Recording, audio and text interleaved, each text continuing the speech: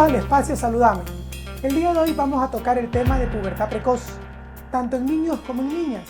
Para esto nos va a acompañar el doctor Juan Pablo Ayes Dorado, que nos va a poder despejar muchas de las dudas que se presentan normalmente y a veces no sabemos qué hacer o dónde recurrir ante estas cuestionantes que nos hacemos sobre si nuestro niño o niña tienen pubertad precoz. Doctor, gracias por acompañarnos realmente. Es un grato placer tenerlo aquí con nosotros. Sabemos que nos va a despejar todas las dudas que tengamos ante todo lo que es nuestra comunidad. Bienvenido, doctor. Muchas gracias por la invitación. Feliz de estar acá.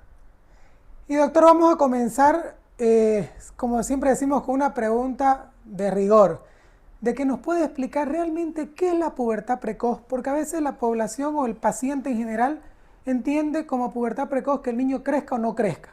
Pero quiero que nos pueda explicar en palabras sencillas qué es realmente pubertad precoz. La pubertad es el proceso de cambio de niña a mujer y de niño a hombre. Es el periodo en el cual cambian las características y dejan de ser niñas y niños respectivamente para transformarse ya después en mujeres y hombres. Este proceso normalmente debe darse después de los 8 años en las niñas y después de los 9 años en los niños.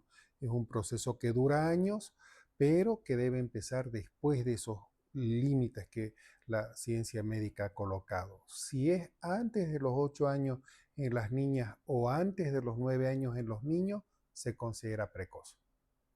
¿Y esto, doctor, es mucho más frecuente en niñas o en niños? En general, cuando uno habla de adelantamientos en el proceso de pubertad, 8 de cada 10 son niñas. De alguna manera es más frecuente en niñas que están adelantándose en sus cambios de niña a mujer. Ahora, doctor, normalmente igual las personas las dudas que tienen es ¿qué nosotros tenemos que observar para suponernos o pensar que el paciente está entrando a una pubertad precoz? En general, los papás lo que tienen que fijarse y que después el médico eso lo llega a confirmar, en la niña es el crecimiento de las glándulas mamarias, la aparición de vello pubiano, empiezan también a presentar un estirón de pubertad que es un crecimiento mayor al que presentaban antes cuando estaban creciendo en forma continua durante los años previos, o en el niño los vellos, los olores también que llegan a presentar, porque claro, en el niño es un poco más difícil evaluar, eso lo hace el médico, los volúmenes que tienen los genitales. Ya. Y en cuanto a lo que corresponde, por ejemplo, a la niña, en una niñita nosotros vemos que a los 8 años ya ella está con un poquito de pecho un poquito más grande, un crecimiento mamario, ¿eso es normal? Entonces, después de los 8 años en niñas y después de los 9 en niños, se puede considerar, dependiendo toda una evaluación más integral que se hace, un proceso normal de cambios de niña a mujer, de pubertad. Sin embargo, cuando tienen menos de esta edad y aparecen el crecimiento de las mamas, aparecen los vellos, los olores, los niños empiezan también a presentar características ya de hombrecito, pueden representar pubertad precoz. No siempre lo es.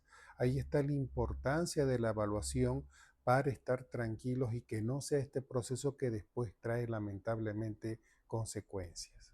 Ahora, doctor, cuando hablamos que los chicos o las niñas dan su estirón, ¿qué laboratorios o qué es lo que el papá debe pensar en hacer, aparte obviamente de ir a la consulta, ¿no?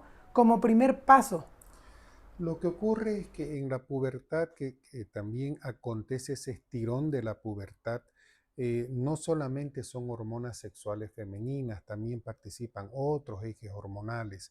Ahí está la importancia de la evaluación que le va a hacer su médico pediatra o si llegado el momento llegan a ir a endocrinología pediátrica, porque se deben evaluar no solamente hormonas, un laboratorio, les piden también radiografía de la mano y a veces preguntan los papás por qué y ahí uno tiene que explicarles que el hueso influye en lo que va a ser después el crecimiento.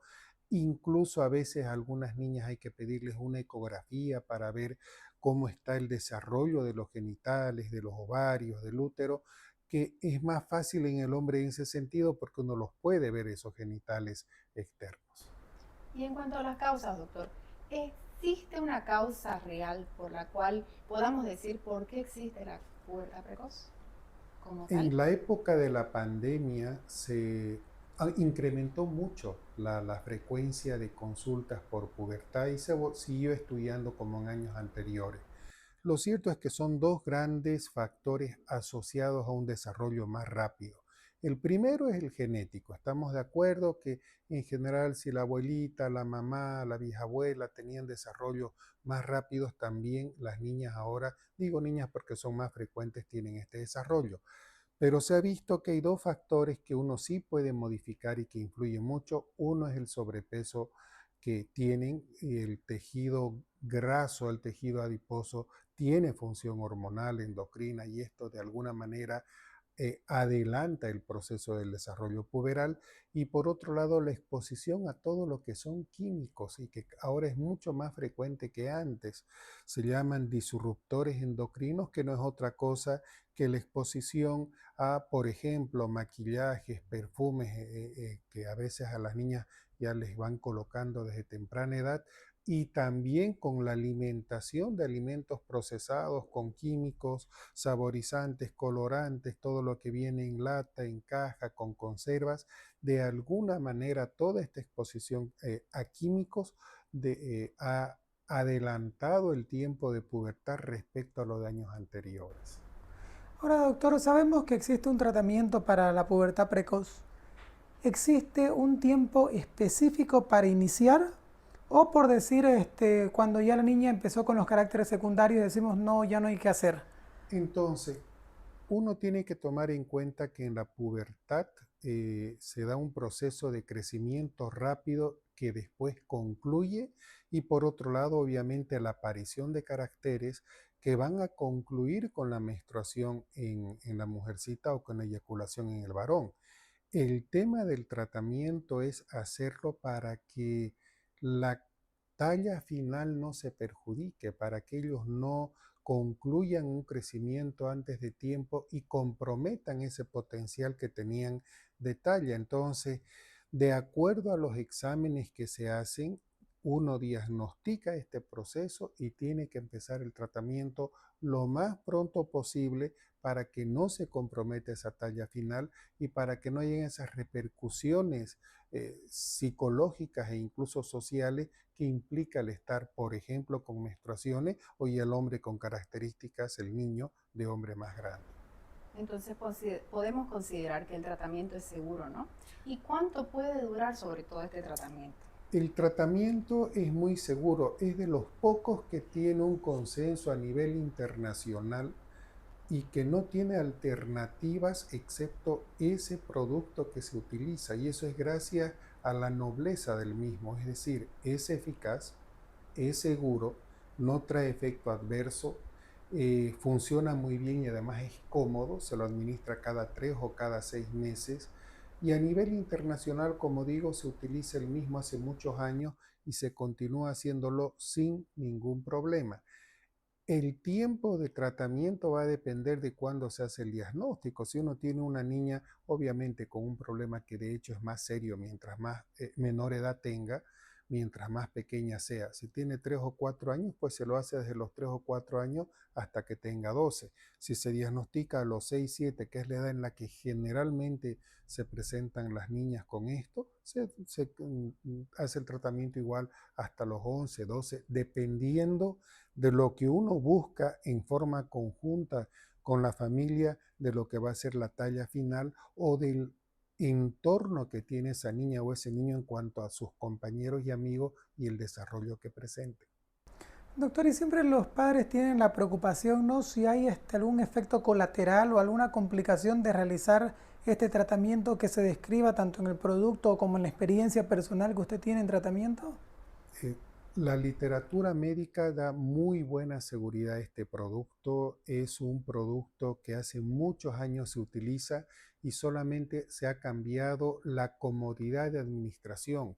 Hace 20 años era mensual, después fue trimestral, ahora es semestral y durante todos estos años, como digo, es de los pocos productos médicos que se ha visto que es tan eficaz y sin efecto adverso que realmente no da mayor problema y no tiene falla terapéutica. En lo personal, son 25 años ya de trabajo, he tenido la oportunidad de ver a pacientes que han hecho ese tratamiento y que ahora son mamás y que las veo con sus hijos. Es decir, tanto la literatura como la experiencia personal me hacen decir que es un producto, gracias a Dios en ese sentido, cómodo, seguro y eficaz. Y en cuanto a las consecuencias, doctor, ¿qué pasa si no tratamos una pubertad precoz a tiempo?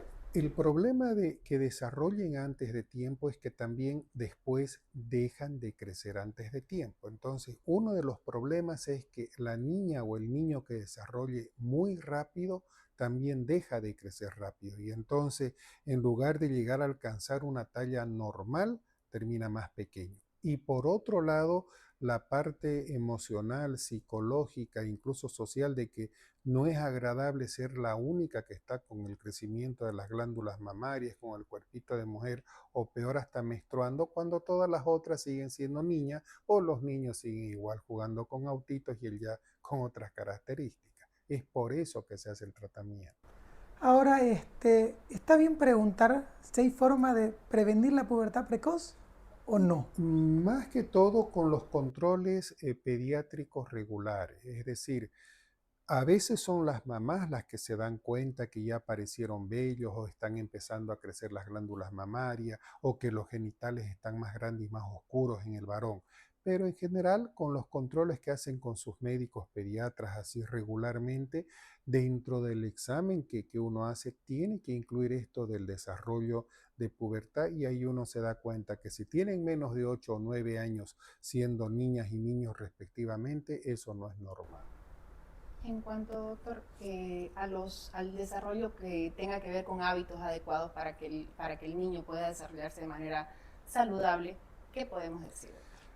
Va a ser más saludable el desarrollo y más adecuado si los niños se exponen menos a químicos, si la alimentación es lo más natural posible, con menos consumo de alimentos procesados, influye el que duerman temprano, que no se expongan tanto tiempo a la pantalla, llámese computadora, laptop, celulares, etcétera, y que hagan ejercicio en forma regular, porque todo esto a la vez tiene que ver con factores que mejoran la talla, disminuyen la obesidad que habíamos mencionado, que el sobrepeso se asocia con esto, y la alimentación lo más natural posible evita esos disruptores endocrinos que aceleran el proceso de pubertad. Doctor, y para ir terminando esta entrevista que tiene preguntas muy puntuales, muy interesantes y que es de llegada mucho a la nueva generación, porque ahora los papás llevan más al pediatra, tratan más de llegar a diagnósticos más precisos, preveniendo lo que es todo lo que es la pubertad precoz. ¿Puede haber casos que haya pubertad precoz con alteraciones en el crecimiento del paciente y que se pueda hacer tratamientos en conjunto? Sí, la pubertad precoz tiene que ver con la activación de un eje hormonal que es el que tiene que ver con los cambios de niña a mujer o de niño a hombre, y eso no excluye que puedan haber también en forma simultánea otros tipos de problemas, ejemplos de tiroides, de diabetes, de hormona de crecimiento u otro tipo de procesos incluso crónicos. Este tratamiento que se hace de pubertad precoz, gracias a Dios, no tiene mayor problema en poderse, si fuera el caso, combinar o realizarlo en forma conjunta con otro tipo de terapias. No hay interacción. Bueno, doctor, nosotros le agradecemos por estar aquí como invitado de verdad en este nuevo episodio que tenemos. Bueno. Yo soy el agradecido por la invitación. Gracias. Nuevamente, gracias, doctor, por estar aquí. Gracias a toda nuestra comunidad por acompañarnos cada capítulo y los invitamos a que nos sigan en nuestros próximos episodios. Esto fue El Espacio Saludable. Agradecemos a todos nuestros auspiciadores. Bueno, síganos en nuestras redes.